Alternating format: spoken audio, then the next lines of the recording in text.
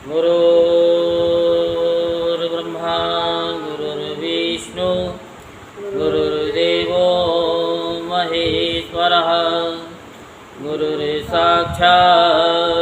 परब्रह्म तस्मै श्री गुरुवे नमः। ॐ गजाननं भूतगणाधिसेवितं कपितजम्बुफलचारुभक्षणम् उमासुतं शोकविनाशकारिकं नमामि विघ्नेश्वरपादपङ्कजं। सच्चिदानन्दरूपाय विश्वोत्पत्त्यादिहेतवे तापत्रे विनाशाय श्रीकृष्णाय वयं नमः। बोल वृंदावन बिहारी लाल की जय, बोल बांके बिहारी लाल की जय। आज हम आपको श्रीमद् भागवत महापुराण में देवताओं और दैत्यों का मिलकर समुद्र मंथन के लिए उद्योग करना, इसकी कथा सुनाएंगे। तो आप सभी मन को एकाग्र करते हुए शांतिपूर्वक कथा को श्रवण करेंगे और धर्म लाभ प्राप्त करेंगे। श्री सुखदेव जी कहते हैं कि परीक्षित, जब देवताओं ने सर्वशक्तिमान भगवान श्री हरि की इस प्रकार स्तुति की, तब वे उनके बीच में ही प्रकट हो गए। उनके शरीर की प्रभा ऐसी थी कि मानो हजारों सूर्य एक साथ ही उग गए हों। भगवान की उस प्रभा से सभी देवताओं की आँखें चंधिया गईं। वे भगवान को तो क्या, आकाश, दिशाएं, पृथ्वी और अपने शरीर को भी न देख सके। केवल भगवान शंकर और ब्रह्मा जी ने उस छवि का दर्शन किया। बड़ी ही सुंदर झांकी थी। मरकतमणि पन्ने के समान स्वच्छ श्यामल शरीर, कमल के भीतरी भाग के समान सुकुमार नेत्रों में लाल लाल डोरियां और चमकते हुए सुनहले रंग का रेशमी पीतांबर, सर्वांग सुंदर शरीर के रोम रोम से प्रसन्नता फूट पड़ती थी। धनुष के समान टेढ़ी भौहें और बड़ा ही सुंदर मुख, सिर पर महामणि में केरेट और भुजाओं में बाजूबंद, कानों के झलकते हुए कुंडलों की चमक पड़ने से कपोल और भी सुंदर हो उठते थे, जिससे मुख कमल खिल उठता था। कमर में करधनी की लड़ियाँ, हाथों में कंगन, गले में हार और चरणों में नूपुर शोभायमान थे। वक्ष स्थल पर लक्ष्मी और गले में कौस्तुभ मणि तथा वनमाला सुशोभित थी। भगवान के निज अस्त्र सुदर्शन चक्र आदि मूर्तिमान होकर उनकी सेवा कर रहे थे। सभी देवताओं ने पृथ्वी पर गिरकर साष्टांग प्रणाम किया। फिर सारे देवताओं को साथ ले शंकर जी और ब्रह्मा जी परम पुरुष भगवान की स्तुति करने लगे। ब्रह्मा जी ने कहा कि जो जन्म, स्थिति और प्रलय से कोई संबंध नहीं रखते, जो प्राकृतिक गुणों से रहित एवं मोक्ष स्वरूप परमानंद के महान समुद्र हैं, जो सूक्ष्म से भी सूक्ष्म हैं और जिनका स्वरूप अनंत है, उन परम ऐश्वर्यशाली प्रभु को हम लोग बार बार नमस्कार करते हैं। पुरुषोत्तम अपना कल्याण चाहने वाले साधक वेदोक्त एवं पांचरात्रोक्त विधि से आपके इसी स्वरूप की उपासना करते हैं।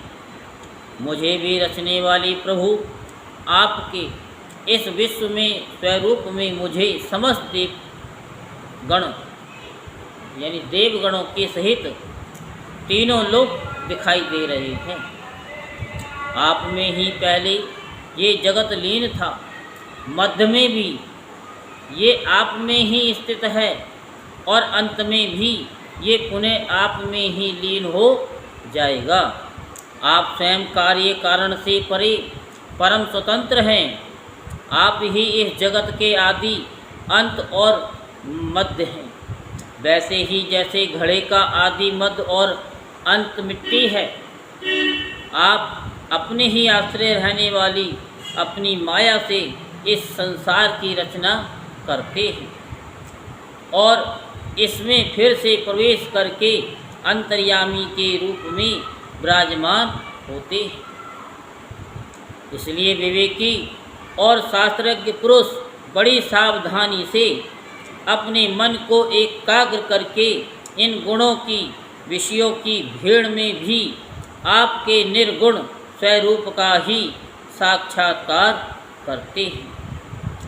जैसे मनुष्य युक्ति के द्वारा लकड़ी से आग, गौ से अमृत के समान दूध और पृथ्वी से अन्न तथा जल और व्यापार से अपनी आजीविका प्राप्त कर लेते हैं, वैसे ही विवेकी पुरुष भी अपनी शुद्ध बुद्धि से भक्ति योग, ज्ञान योग आदि के द्वारा आपको इन विषयों में ही प्राप्त कर लेते हैं और अपनी अनुभूति के अनुसार आपका वर्णन भी करते हैं। कमलनाभ जिस प्रकार दावा अग्नि से झुलसता हुआ हाथी गंगा जल में डुबकी लगाकर सुख और शांति का अनुभव करने लगता है, वैसे ही आपके आविर्भाव से हम लोग परम सुखी और शांत हो गए हैं। स्वामी, हम लोग बहुत दिनों से आपके दर्शनों के लिए अत्यंत ललायित हो रहे थे। आप ही हमारे बाहर और भीतर के आत्मा हैं। हम सब लोकपाल जिस उद्देश्य से आपके चरणों की शरण में आए हैं, उसे आप कृपा करके पूर्ण कीजिए। आप सबके साक्षी हैं, अतः इस विषय में हम लोग आपसे और क्या निवेदन करें। प्रभु, मैं शंकर जी, अन्य देवता, ऋषि और दक्ष आदि प्रजापति सब के सब अग्नि से अलग हुई चिंगारी की तरह आपके ही अंश हैं और अपने को आपसे अलग मानते हैं। ऐसी स्थिति में प्रभु, हम लोग समझ ही क्या सकते हैं। ब्राह्मण और देवताओं के कल्याण के लिए जो कुछ करना आवश्यक हो, उसका आदेश आप ही दीजिए और आप वैसा स्वयं भी कर लीजिए। श्री सुखदेव जी कहते हैं, ब्रह्मा आदि देवताओं ने इस प्रकार स्तुति करके अपनी सारी इंद्रियां रोक ली और सब बड़ी सावधानी के साथ हाथ जोड़कर खड़े हो गए उनकी स्तुति सुनकर, और उसी प्रकार उनके हृदय की बात जानकर भगवान मेघ के समान गंभीर वाणी से बोले, परीक्षित समस्त देवताओं के तथा जगत के एकमात्र स्वामी भगवान अकेले ही उनका सब कार्य करने में समर्थ थे। फिर भी समुद्र मंथन आदि लीलाओं के द्वारा विहार करने की इच्छा से वे देवताओं को संबोधित करके इस प्रकार कहने लगे। श्री भगवान ने कहा, ब्रह्मा, शंकर और देवताओं, तुम लोग सावधान होकर मेरी सलाह सुनो। तुम्हारे कल्याण का यही उपाय है। इस समय असुरों पर काल की कृपा है, इसलिए जब तक तुम्हारे अवोदय और उन्नति का समय नहीं आता, तब तक तुम दैत्य और दानवों के पास जाकर उनसे संधि कर लो। देवताओं, कोई बड़ा कार्य करना हो तो शत्रुओं से भी मेल मिलाप कर लेना चाहिए। ये बात अवश्य है कि काम बन जाने पर उनके साथ सांप और चूहे वाला बर्ताव कर सकते हैं। जैसे कि किसी मदारी की पिटारी में सांप तो पहले से ही था, सांप तो पहले से ही था, संयोगवश उसमें एक चूहा भी जा घुसा। चूहे के भयभीत होने पर सांप ने कहा, डरो मत, तुम पिटारी में छेद कर दो, मैं तुमसे कुछ नहीं करूँ। चूहे ने पिटारी में छेद कर दिया और जैसे ही छेद हुआ कि सांप ने चूहे को खा लिया और पिटारी से निकल के चला गया। तो वही बात बता रहे हैं कि इस प्रकार काम बन जाने पर सांप और चूहे वाला बर्ताव कर सकते हैं। तुम लोग बिना विलंब के अमृत निकालने का प्रयत्न करो, उसे पी लेने पर मरने वाला प्राणी भी अमर हो जाता है। पहले 6 सागर में इस प्रकार के घास, तिनके, लताएं और औषधियाँ डाल दो। फिर तुम लोग मंदराचल की मथानी और बासुकी नाग की नीति बनाकर मेरी सहायता से समुद्र का मंथन करो। किसका मंथन? समुद्र का मंथन करो। ये दही का मंथन होता है, ऐसे समुद्र का मंथन होता है। अब आलस्य और प्रमाद का समय नहीं है। देवताओं, विश्वास रखो, दैत्यों को तो मिलेगा केवल श्रम और कलेश, परंतु फल मिलेगा तुम ही लोगों को। देवताओं, असुर लोग तुमसे जो जो चाहें सब स्वीकार कर लो। शांति से सब काम बन जाते हैं। क्रोध करने से कुछ नहीं होता, क्रोध करने से कुछ नहीं होता। पहले समुद्र में कालकोट विष निकलेगा, उससे डरना नहीं और किसी भी वस्तु के लिए कभी भी लोभ न करना।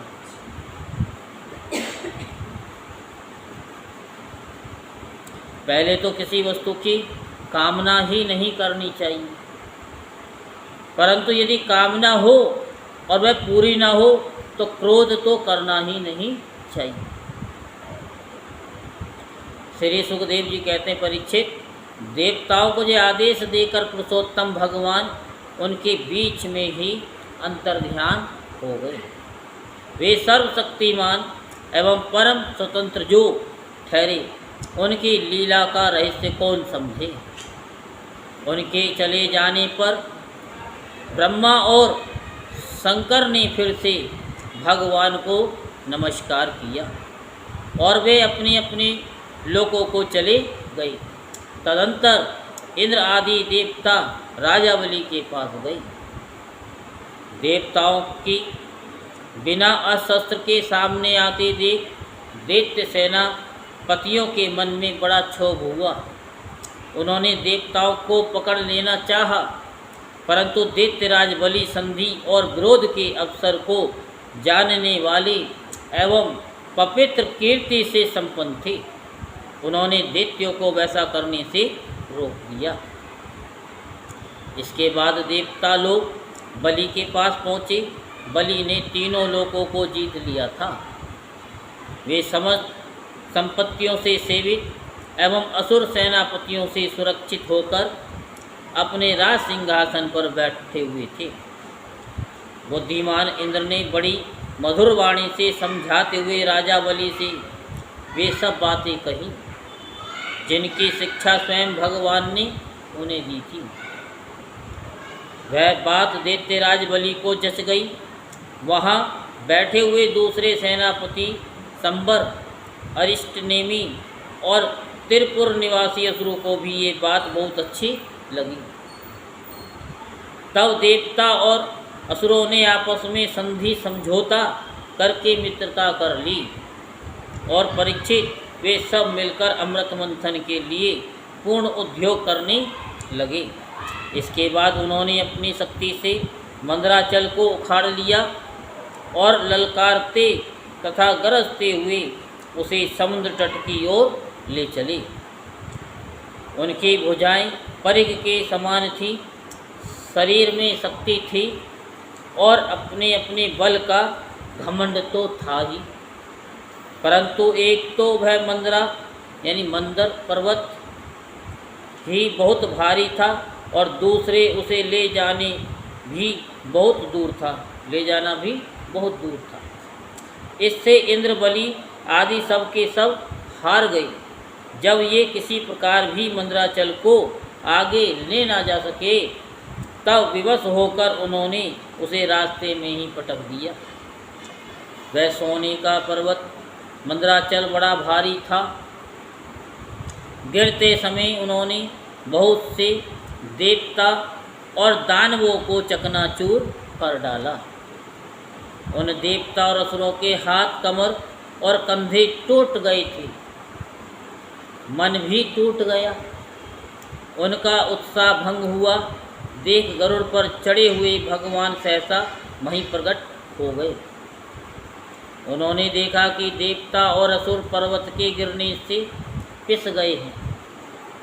अतः उन्होंने अपनी अमृतमयी दृष्टि से देवताओं को इस प्रकार जीवित कर दिया कि मानो उनके शरीर में बिल्कुल चोट ही न लगी। इसके बाद उन्होंने खेल ही खेल में एक हाथ से उस पर्वत को उठाकर गरुड़ पर रख लिया और स्वयं भी सवार हो गए। फिर देवता और असुरों के साथ उन्होंने समुद्र तट की यात्रा की। पक्षीराज गरुड़ ने समुद्र के तट पर पर्वत को उतार दिया। फिर भगवान के विदा करने पर गरुड़ जी वहाँ से चले गए। इससे आगे की कथा हम आपको कल सुनाएंगे। बोल वृंदावन बिहारी लाल की जय, बोल बांके बिहारी लाल की जय। जय जय श्री राधेश्याम, जय जय श्री राधेश्याम, जय जय श्री राधेश्याम।